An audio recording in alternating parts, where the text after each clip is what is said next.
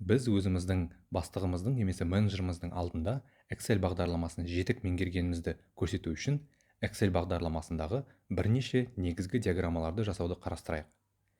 Диаграмма құралдарын таспадағы вставить қойындысының астынан таба аласыз. Круговая диаграмма, яғни домалақ диаграммасынан бастайық. Диаграмманы құрудың ең оңай жолы алдымен деректерді таңдау. Деректерді, соның ішінде тақырыпты, сондай-ақ әртүрлі тоқсандардың деректері мен тақырыптарын таңдаңыз. Енді круговая диаграмма белгішесін нұқыңыз. 2D диаграммаларын жасайық. Круговая түймесін басыңыз. Енді сізде Аня Джан сату менеджерінің әртүрлі тоқсандарда сатылымдарын қорытындылайтын жылдам және әсерлі диаграммасы пайда болды. Бағандардағы деректерді бөлектеу арқылы домалақ диаграммасын жасауға болады. Айталық, біз әртүрлі сату менеджерлерінің бірінші тоқсанда салыстырмалы түрде қалай жұмыс істегенін көргіміз келеді. Барлық деректерді, соның ішінде тақырыптарды бөлектеңіз. Вставка түймесін басыңыз. Круговая диаграмманы нұқыңыз. Қарапайым 2D круговая түймесін басыңыз. Енді сізде бірінші тоқсанда әр менеджерлердің салыстырмалы түрде қалай жұмыс істегенін көрсететін дөңгелек диаграмма бар. Дөңгелек диаграммаға бірнеше сериялық деректерді қосқанда не болатынын көрейік. Менеджерлеріміздің бірінші, екінші тоқсан және барлық қатысты деректерді таңдаңыз. Вставка түймесін басыңыз. Дөңгелек диаграмма белгішесін нұқыңыз. 2D-ді басыңыз. Ештеңе болған жоқ. Себебі дөңгелек диаграмма бір сериядағы деректерді ғана қамтуы мүмкін. Сонымен егер сіз әртүрлі серияларды салыстырғыңыз келсе, сондай-ақ осы сандардың салыстырмалы өлшемін емес, абсолютті сандарды көргіңіз келсе, гистограмма немесе баған диаграммасы сіз үшін деректерді көрсетудің тамаша тәсілі болады. Сонымен біз менеджерлеріміздің 2.90 үшін гистограмма баған диаграммасын жасағымыз келеді делік. Барлық деректерді бөлектеңіз. Вставка түймесін басыңыз. Енді гистограмма баған диаграммасы белгішесін нұқыңыз. Біз 2D бағанын таңдаймыз. Қараңызшы, бұл сіздің менеджерлер, сондай-ақ әртүрлі тоқсандар арасындағы деректерді салыстырудың тамаша тәсілі. Айталық, сіздің бастығыңызға осы диаграмма сонша ұнап, ол диаграммаға барлық тоқсандардың деректерін қосқаныңызды қалайды. Бізге диаграмманы қайтадан жасаудың қажеті жоқ.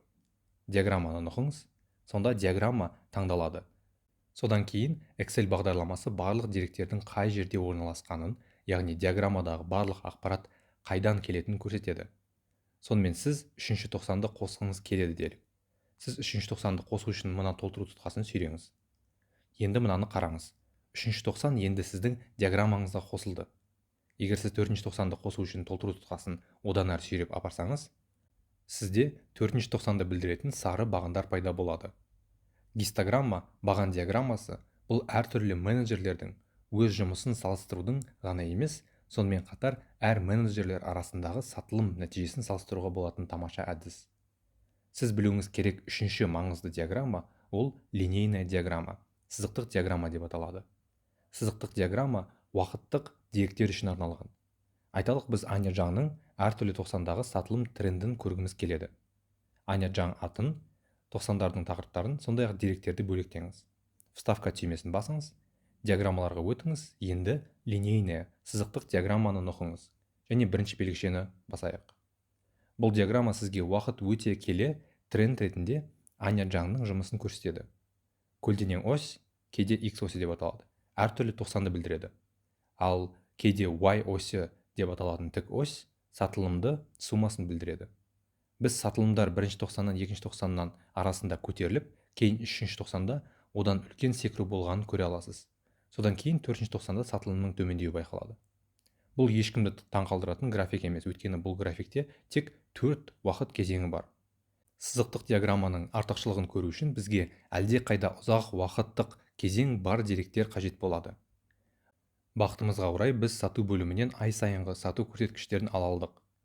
Мына соңғы monthly sales парағын нұқыңыз. Сату бөліміндегі жұмыскерлер бізге әр айдағы жалпы сатылымдардың деректерін берді.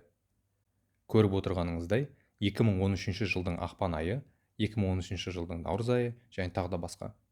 Сызықтық диаграмманы жасау үшін осы деректердің барлығын таңдаңыз. Мен тақырыптарды, сондай-ақ айларды, сондай-ақ нақты сатылымдарды таңдадым. Вставка түймесін басыңыз. Линейная сызықтық диаграмманың белгішесін нұқыңыз және 2D таңдаулар арасындағы бірінші сызығын таңдайық. Енді сіз деректеріңіздегі уақыт бөлінген сызық диаграммасы бар. Тағы да көлденең ось уақыт кезеңін, ал тік ось жалпы сатылымды білдіреді. Бұл сіздің сатылымдарыңыздың уақыт өте келе қалай өзгергенін және қандай трендтер бар екенін көрудің тамаша тәсілі. Гистограмма баған диаграммасы сияқты линейная сызықтық диаграммалар бірнеше сериялық деректерді қамтуы мүмкін.